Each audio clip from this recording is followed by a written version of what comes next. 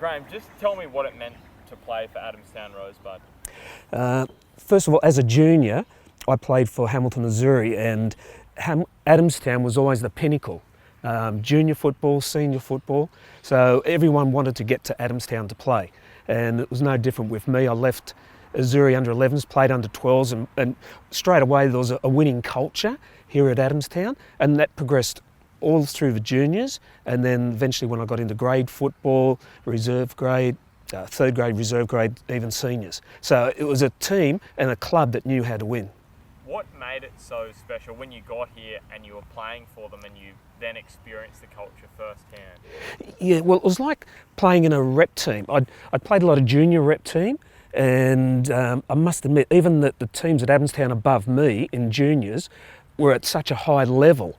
I couldn't wait to join them. So when I eventually came here in third grade, I was playing with the team above me. And to me, you know, a lot of my heroes playing in that age group.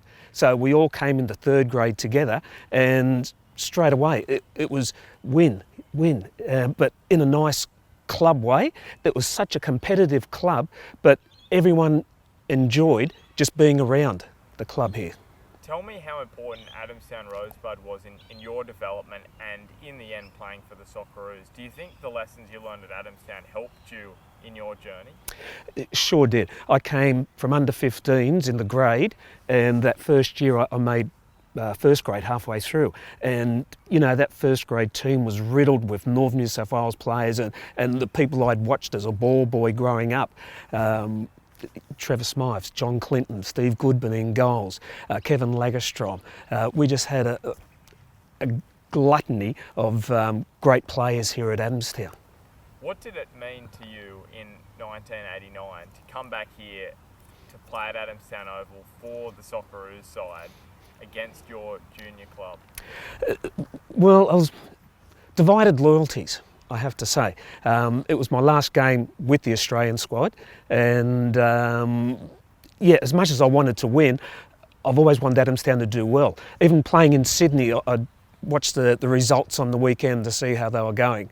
So to come into that game knowing that they were still that winning club, had a great coach in Neville Power, and I knew it was going to be a tough game. Tell me about that match and about the crowd. Can you set the scene for us? The atmosphere was great because apart from your dignitaries, the thing I loved about the game was there was a lot of juniors here. And I suppose in Newcastle we were a bit starved of watching the Socceroos and probably top level football. So to see all the kids lined up against the fence here wanting the Socceroo autographs, but surprisingly also the Adamstown ones. And yeah, I got a bit of a buzz out of that, because it was their locals that was playing against the best players in Australia. Tell me about your favourite memory from your time at Adamstown. Favourite memory?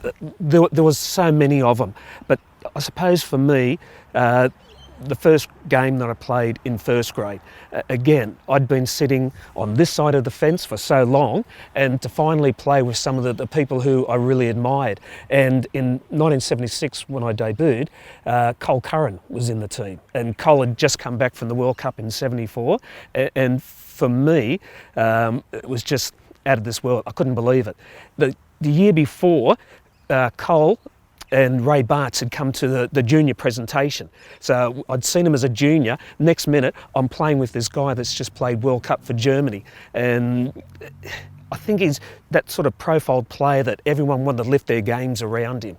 So I suppose playing that first game and scoring in that first game was also such a big buzz.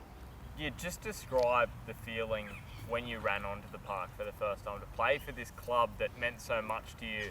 You know, you wanted to play for them so badly in your younger days. What did that mean to you? Well, I can still remember coming past the old clubhouse that used to be on the hill here, and not many people knew you. They knew that you were a junior coming through, but I played third grade, then I played reserve grade, and then got into the first grade squad. So we'd all come, we'd assemble just outside the change rooms, the old grandstand there. We'd wait for reserve grade to come back on after half time, and then we'd all go into the dressing sheds. And again, it was surreal sitting next to these star players. and then to eventually come out when we still had good crowds in local football and run on with the likes of your Trevor Smythes and your Cole Currans. It was just amazing. Tell me about 2007 when the club was relegated. Obviously, you weren't playing at that point in time, but how much did you feel it and former players? I think the local competition is indebted to clubs like Adamstown. During the 80s and the 90s, we formed the backbone of, first of all, playing in the state comp in Sydney, doing so well there, but we had all the grades coming through. The players who couldn't make first grade went to the local clubs. When Adamstown disbanded, they went to the local clubs as well.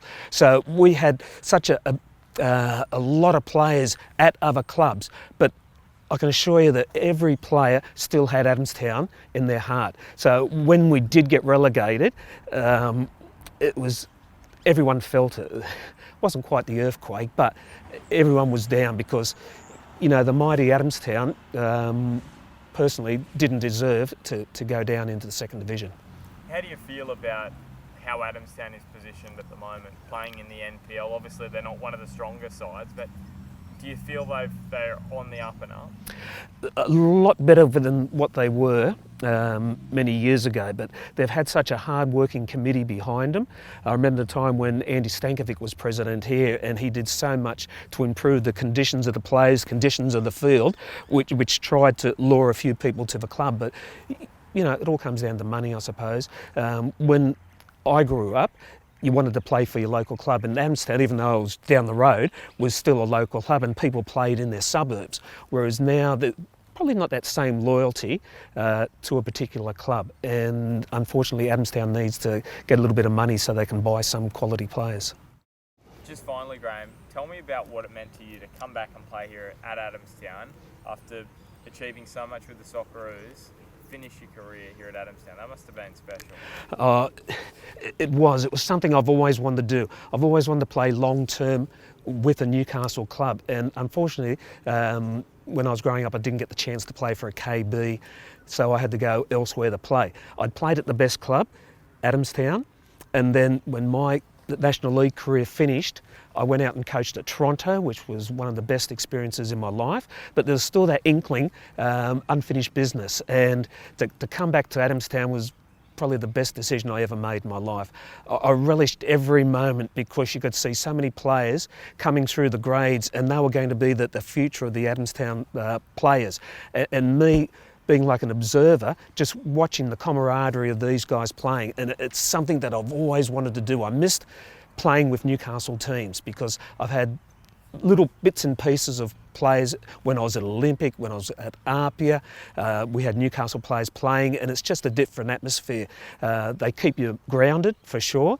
There's no big heads, and you know, to come back here, there was no way it was going to be Graham Jennings, the Socceroo. It was just Graham Jennings, the old player, trying to get a game here. So, but I loved every moment of it.